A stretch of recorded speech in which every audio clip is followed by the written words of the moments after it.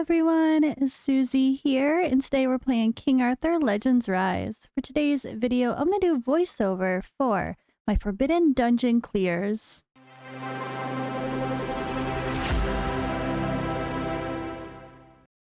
So this is stage 46, 47, 48, 49, and 50 for Season 2. And here we go with the first boss.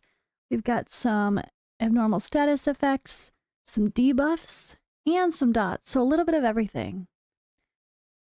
That is very interesting. You really can't win either way. Not easy to bring in the appropriate control or support hero. He does also have a barrier, so multi-hits. And then we have a deer here with different, I guess, status effects that they give as well, and all different elements. So we're going to go in here with the same team and see how we do. Going in with the same relics as before. We're going to keep the abnormal status one, I think, for the sake of Clementine. And I don't really have everything leveled up for Sarah either, so we might just stick to the storm one there as well. Tristan, I do have the flame relic, but we're going to stick with his storm. And Morgan, flame is pretty solid, so let's just roll. This has kind of been my core team so far for the Forbidden Dungeons. Now, that boss's barrier was related to having 3 or more allies alive, so I'm actually going to take out the deer first. We already got the defense down and stuff on this one, we might as well go for it. And that kind of was my first strategy, was take out all the deer so the boss isn't going to get that big old barrier, and then we won't be doing much damage to it. We have to worry about taking down the barrier. Let's not have to worry about that in the first place. Let's just try to take out the deer. So Tristan did a great job with the first one. Let's go to this one over here. Did not land the debuff, but you can see the boss or the deer does have a charge for abnormal status effects on him. Hopefully we can take him out quickly before that gets too bad, but I don't think the deer hit too hard. But I am a little bit more overpowered, I would say, than I should be for this level. I should have done this like weeks ago. This was done a few days ago as of this posting. But we're going to go all in just attacking this deer, and then the last one, and then the boss. So you can see I'm using Morgan's second skill only mostly because it does pretty good. Hits multiple times. See, there's 3 allies alive, including the boss, so the barrier went up. But we're not attacking the boss right now anyway, except for extra damage from the AoE of Morgan. We're just going to worry about these deer first. We did have confusion on us. We got a little bit of everything for debuffs on us. So that's something that's definitely a concern, but we do have some decent healers in our team, so we should be okay. As Clementine hits Tristan, but also heals him at the same time. So you see, I actually used Morgan's second skill to attack the deer on the right there, the red one, because it was an AoE hit, so it was going to kill off the other one anyway, and then it allowed me to place the defense down on that deer so we could take it out quicker. But being able to place defense down is key. So you can see I'm doing that with my second skill from Morgan, but you can't do that unless you have C3. So if that's the case, you can use Morgan for the defense down, but use her first skill when doing this, if you don't have Morgan at Chivalry 3 or higher. All right, here we go. This should be pretty easy now. But let's heal up, let's cleanse whatever debuffs, abnormal status effects, and all that fun stuff that we can, and then go against this crazy boss. Super cool effects though, right? We did such a good job. Alright, let's go full heal. We're good. And then Sarah can actually remove buffs, or place, the buff disruption. But she did not land it. We're getting to the points where I need better accuracy on Sarah, I think. So yeah, easy though, right? It doesn't look too bad. This looked really solid given my stats. But you can see my stats are pretty good. This is an account that has played for 40 days. So certainly wasn't too difficult. The next fight gets me though. So fight 47 I had to do a bunch of times. So let's take a look at the boss first. There is a little bit of buffs on him. Stuns, bleeds, okay. There's these totems here that grant blessing and heal. That's not good. We want to get rid of that. And then there's another extra dude on the side. Gertrud here does have an ability too, where I think he does more damage if he's the last person alive, or there's some bonus hit that he does if he's the last person, like he's the only person alive. So we're going to take out the blessing little beams here that keep granting some annoying buffs and healing. So one at a time, just take out the 2 beams. Then we're going to take out the boss. Then we're going to take out the final guy all the way on the right, that is Flame.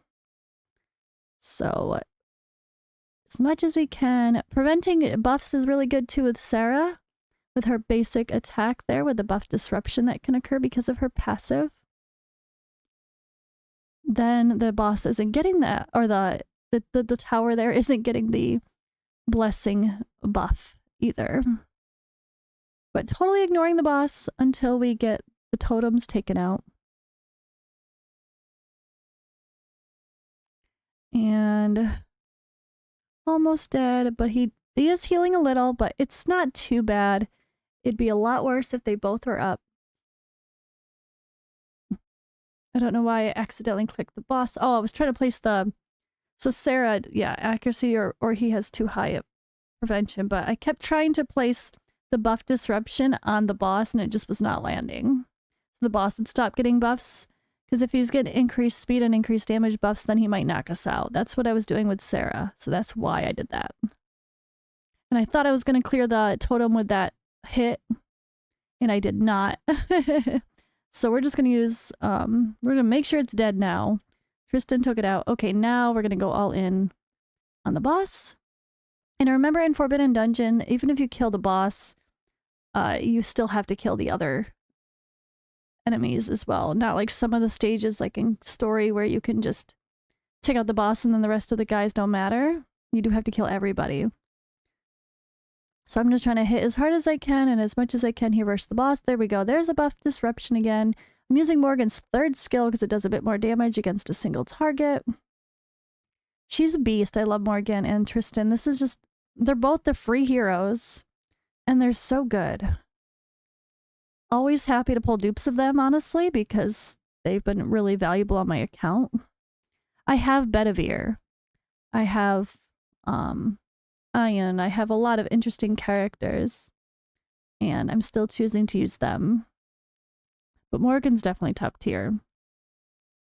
I could see people not using Tristan as much if you have Bedivere, of course, but honestly, I think the decrease of speed is really, really helpful. So just focus single targets against the boss. Used Clementine's 3rd skill so she can have a chance to knock out a bunch of turn meter as well, or attack gauge.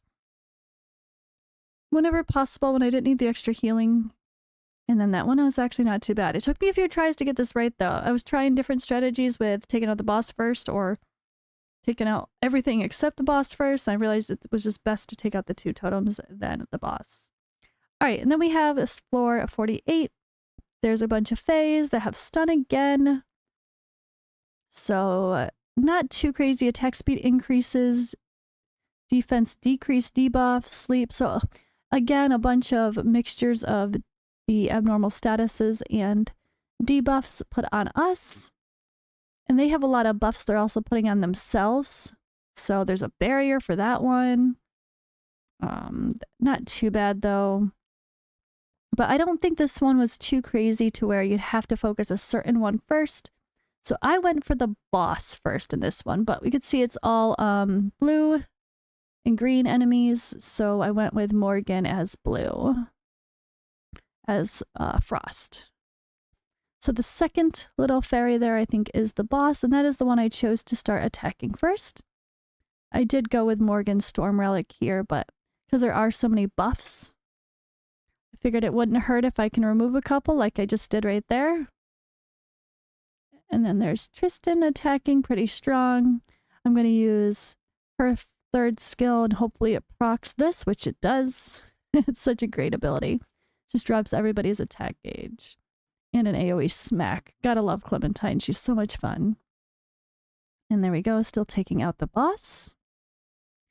And we're going to go back to just picking the character that had the defense down because we're going to do more damage against them. It's already on them. Might as well. Healing when we can. We're getting a little low on health for Sarah there. Morgan's got her attack gauge boost, I guess. She keeps going. She's partying over there. Tristan does apply the big version of, or this, like, decrease attack speed, like 2. So his basic skill is pretty solid as well. Again, gonna try for that 3rd skill and hope it procs this, which it did. So fun. All right, still focusing and gonna want to remove those buffs, but not necessary. We were able to take her out anyway. And then, yeah, it was just a matter of taking them out one by one. I chose to focus each one separately and go all in, focusing one at a time at the beginning. But then here, I just went against whatever was the strong, like, you know, where Storm is strong against Frost. So I switched to the first one up at the top instead, just to take advantage of that. And then, yeah, then we'll go back to the other one.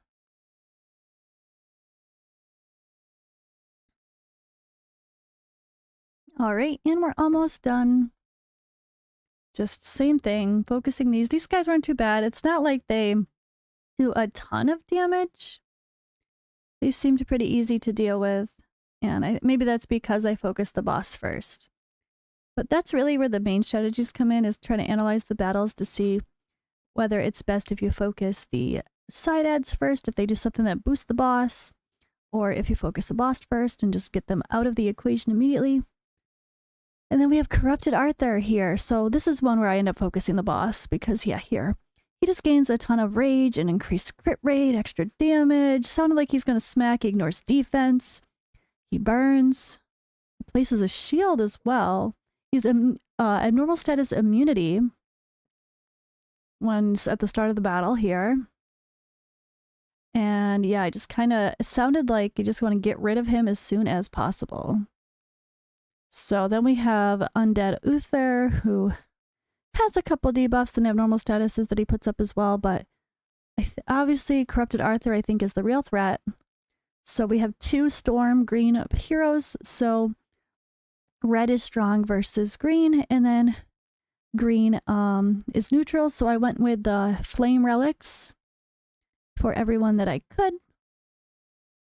So we're going to focus Arthur. And I do have, I forgot which artifact I had for a second, so there we go. And then, of course, this is a random hit with the 8, which is fine. I definitely prefer Tristan's Storm Relic the more I play with the Flame one. The Flame one seemed fun at first, but maybe it's just, I don't know. Maybe it's my build, but I really like the Storm one better. It just seems to do more damage. All right, and maybe it's because I don't have a ton of attack speed. I don't know. But we try. Here we go. This actually was surprisingly easy.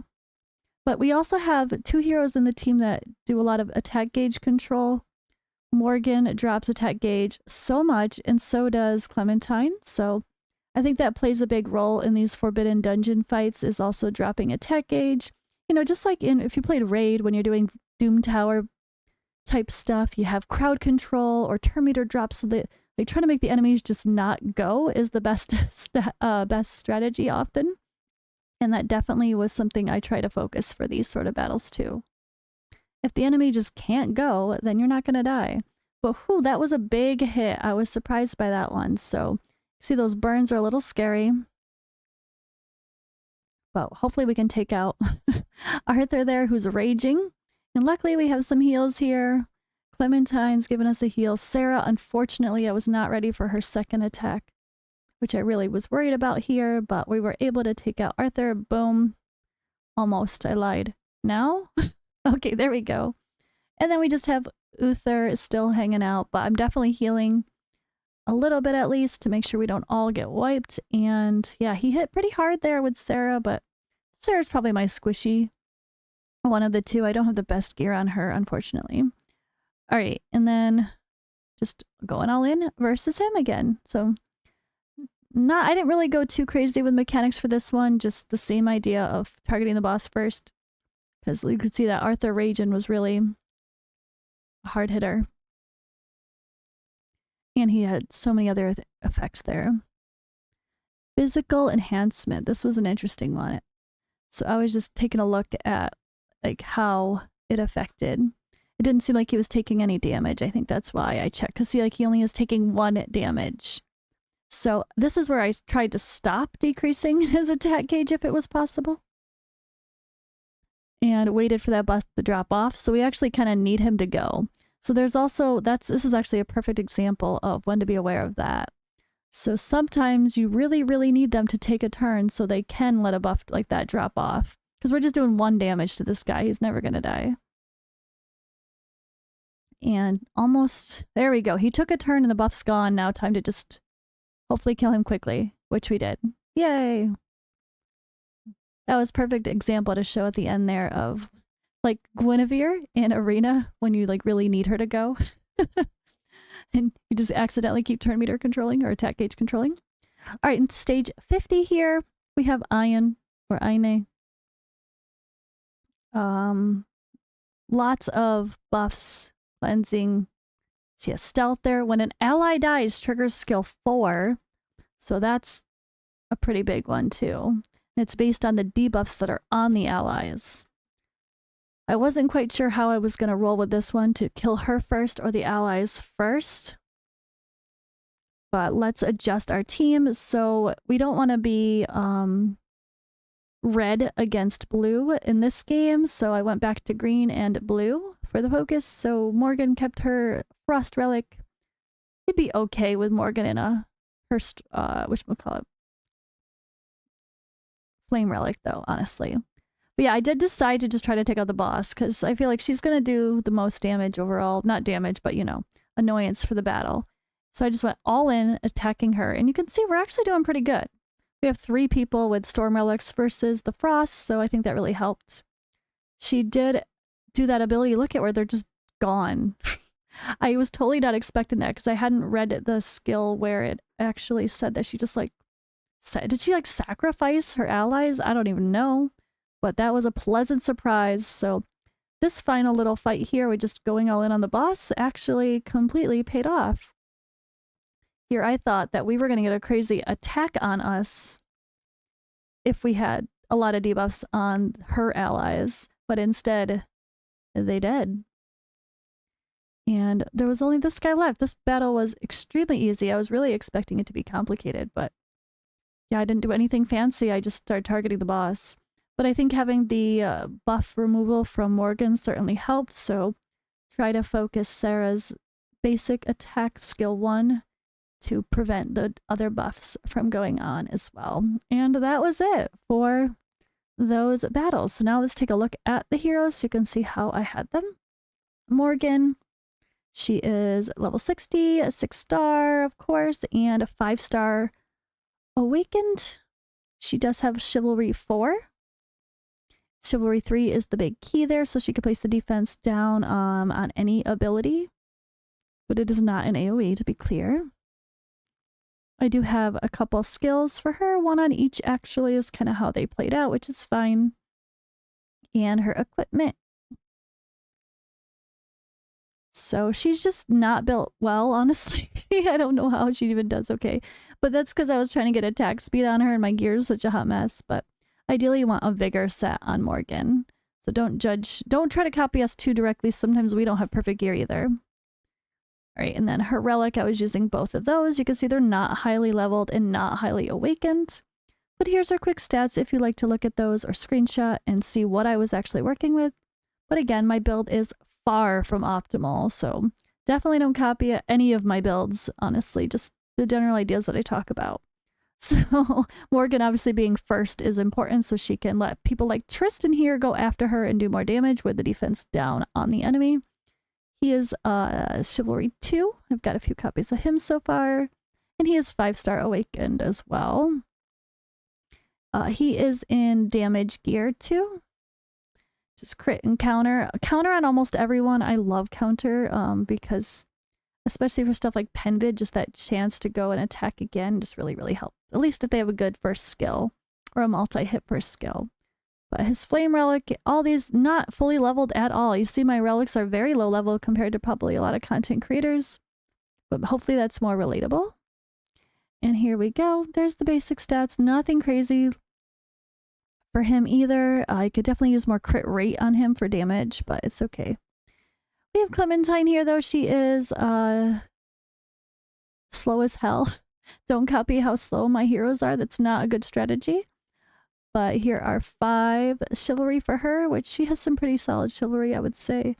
I really love using her. She's my most used healer for sure. The one I got last, I think, actually. And then there's a couple skills for her. Not fully skilled yet, but almost one away, which I will definitely do because she deserves it. She is in Vigor and Counterattack because I do use her in my Penvid team, so I really like that counter. And again, way too slow. I really want my healers to be a lot faster, but you know what? It's working. I can't complain. So I'll worry about changing their gear later. But I do have all her relics, which is really helpful.